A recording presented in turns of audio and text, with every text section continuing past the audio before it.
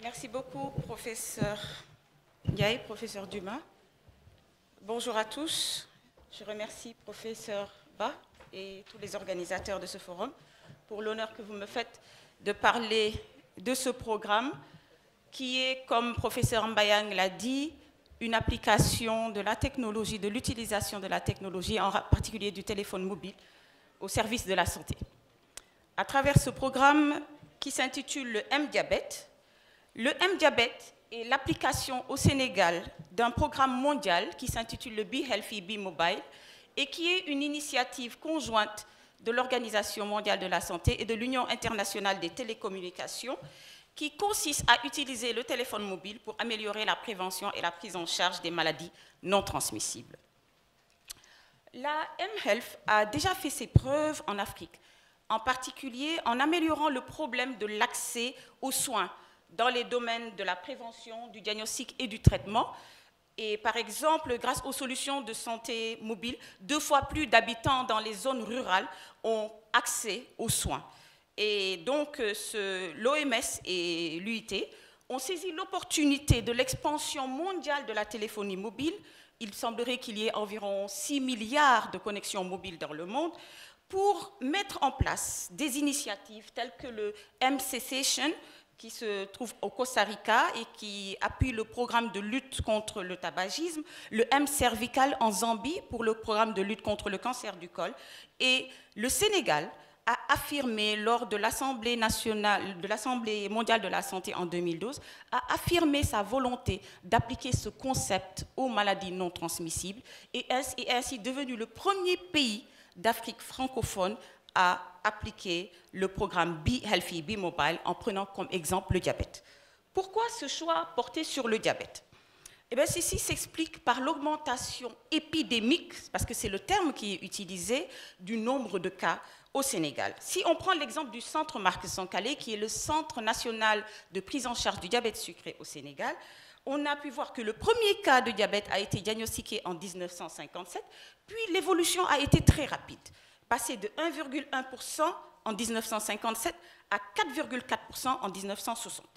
Ceci a été à l'origine de la création du Centre du diabète en 1965 et actuellement, nous avons une file active de plus de 45 000 patients avec un dépistage annuel de nouveaux cas, de plus de 2000 nouveaux cas par an, ceci en l'absence de systématisation de ce dépistage. Donc ce sont des cas qui sont référés par des centres de santé ou qui viennent d'eux-mêmes. Et puis, ceci a été confirmé à l'échelle nationale, parce que quand on commençait ce programme en 2014, la Fédération internationale du diabète estimait la prévalence du diabète au Sénégal à 4,4%.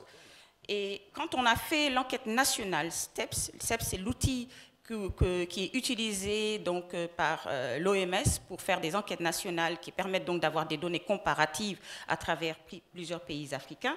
Quand on a fait l'enquête nationale STEPS en 2015, nous avons trouvé une prévalence de 5,4% chez les plus de 45 ans. Des enquêtes de population qui utilisaient également le questionnaire STEPS, mais qui étaient plus restreintes parce que dans des zones bien déterminées, par exemple, une enquête qui a été faite en zone urbaine à Saint-Louis avait trouvé un chiffre alarmant de 10,4% et dans la zone rurale de Guéoul, 7%. Ceci, combiné à l'insuffisance en ressources humaines qualifiées, a fait de la décentralisation de la prise en charge du diabète une priorité absolue. Donc, il s'est posé la nécessité de trouver des stratégies innovantes et surtout à faible coût pour rendre la prévention et la prise en charge du diabète accessibles au plus grand nombre, tel qu'on le fait dans le cadre de ce programme d'éducation qui s'intitule l'APEDIA, Action populaire d'éducation des diabétiques, mais qui malheureusement n'est faite qu'au Centre national de lutte contre le diabète, le Centre Marc Sankalé, donc à Dakar. Donc, c'était une opportunité d'étendre ce programme au plus grand nombre. Et cette opportunité nous a été offerte par la croissance rapide de la téléphonie mobile. Et cette croissance rapide de téléphonie mobile, on le sait, a permis à diverses compagnies d'atteindre des communautés qui étaient auparavant inaccessibles, cela grâce aux messages SMS, aux messages vocaux et aux applications téléchargeables. Au Sénégal, la pénétration du téléphone mobile est plus élevée que la moyenne régionale en Afrique subsaharienne. Plus de 80% de la population a un téléphone mobile et il semblerait que près de 40% soient des téléphones de nouvelle génération, donc des smartphones. Ceci, avec l'engagement de l'État, la force de l'Association sénégalaise de soutien aux diabétiques, c'est l'association de patients, constitue donc une excellente opportunité pour contrebalancer les nombreux défis à la prise en charge du diabète au Sénégal. M-Diabète s'est donc fixé comme objectif d'utiliser le potentiel de la M-Santé pour lutter contre l'explosion du diabète au Sénégal. Et les objectifs spécifiques visaient donc les sujets à risque de devenir diabétiques pour faire de la prévention primaire, les sujets diabétiques connus pour faire là de la prévention secondaire, améliorer leur gestion de la maladie, les aider à prévenir les complications ou préserver leur qualité de vie, et aussi les professionnels de santé, ceux qui n'avaient pas toujours accès à une formation en présentiel, donc pour les aider à améliorer leur formation pour la prise en charge du diabète. Sur le plan de l'organisation, la gouvernance est assurée par un comité de pilotage, un comité opérationnel et une équipe projet qui regroupe 4 comités thématiques. Un comité M-sensibilisation qui est chargé de rédiger des messages en direction de la population générale, donc pas des sujets forcément diabétiques, mais qui sont intéressés par le diabète ou qui sont tout simplement à risque. Un comité M-éducation qui rédige les messages destinés aux patients. Un comité M-formation pour les professionnels de santé et un comité M-suivi pour le réseau de soins. M-Diabète a été officiellement lancé en novembre 2013 lors de la Journée mondiale du diabète par Madame le ministre de la Santé. L'association des diabétiques était au centre du dispositif et les experts de l'OMS et de l'Union internationale du diabète, des télécommunications, se sont engagés aux côtés du Sénégal. Lors d'un atelier de préparation réunissant toutes les parties prenantes, et quand je dis toutes les parties prenantes, ce sont les partenaires internationaux, mais également sur le plan national, le ministère de la Santé, le ministère de l'Éducation nationale, le ministère des Télécommunications, avec tout leur démembrement. Donc, lors de cet atelier, M-Diabète a été présenté aux partenaires du secteur privé et public, ce qui rend bien compte de son caractère multisectoriel.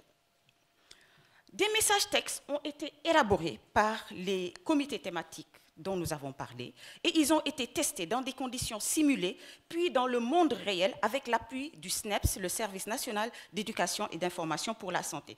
Et pour chaque message élaboré, un renvoi était fait au site web du programme pour ceux qui voulaient en savoir plus. Et donc, l'inscription était volontaire à travers un numéro vert ou par le site et un vaste plan de communication a été mis en place pour encourager les gens à s'inscrire et beaucoup d'articles scientifiques ont été rédigés. Afin de tester toutes les fonctionnalités du programme, M-Diabète a débuté par une phase pilote en 2014, durant la période du Ramadan. Pourquoi le Ramadan? Parce que le Ramadan est une période très sensible où les patients se posent beaucoup de questions sur la compatibilité du jeûne avec le diabète.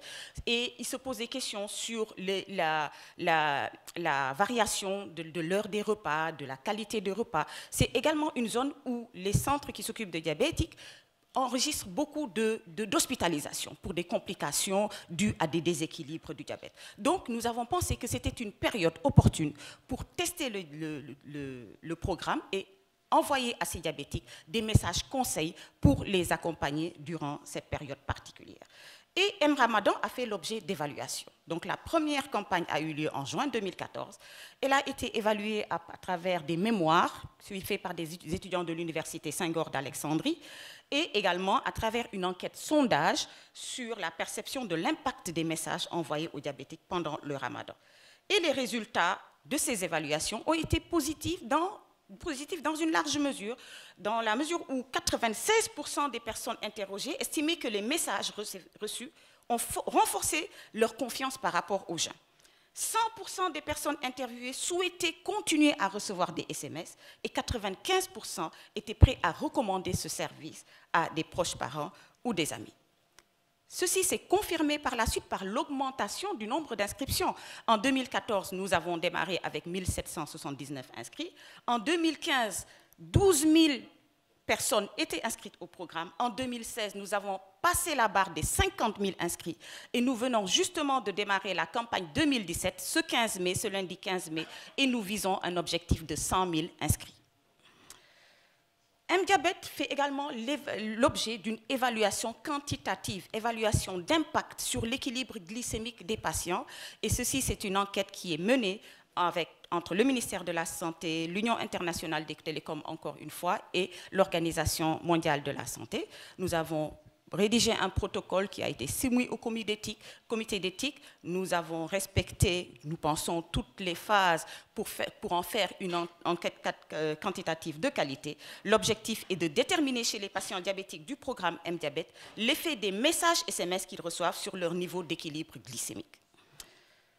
Dans les perspectives, ce que nous désirerions, c'est passer au message bidirectionnel. Jusqu'ici, nous n'avons fait que de l'unidirectionnel. Nous aimerions avoir le feedback de ces patients, pouvoir communiquer, et aussi faire des messages voix pour tenir compte de toute cette population qui ne sait pas lire et qui peut-être pas n'a pas accès aux messages SMS que nous envoyons. L'idée serait d'utiliser, enfin, d'être aidé par un leader d'opinion ou une personne célèbre de la communauté pour faire passer ces messages voix. Peut-être que le message de Maïmouna Ndour ne sera peut-être pas écouté, mais si c'est le président de l'Assemblée nationale ou pour sortir de la politique un chanteur qui le fait, peut-être que ce sera mieux perçu. Le financement à partir de 2018, nous n'en sommes pas encore certains. Jusqu'ici, c'est l'Union internationale des télécommunications et l'OMS qui ont financé le programme. À partir de 2018, l'État et ses partenaires devraient prendre le relais. Nous espérons pouvoir généraliser le concept aux autres maladies non transmissibles parce que, étant une composante du programme mondial Be Healthy, Be Mobile, mDiabète doit au maximum cibler les facteurs de risque communs aux maladies non transmissibles. Et il doit également être reproductible dans d'autres pays. À terme, mDiabète devrait servir d'exemple à tous les programmes de lutte contre les maladies non transmissibles et devenir un programme plus global qui serait peut-être intitulé MMNT. Je vous remercie pour votre attention.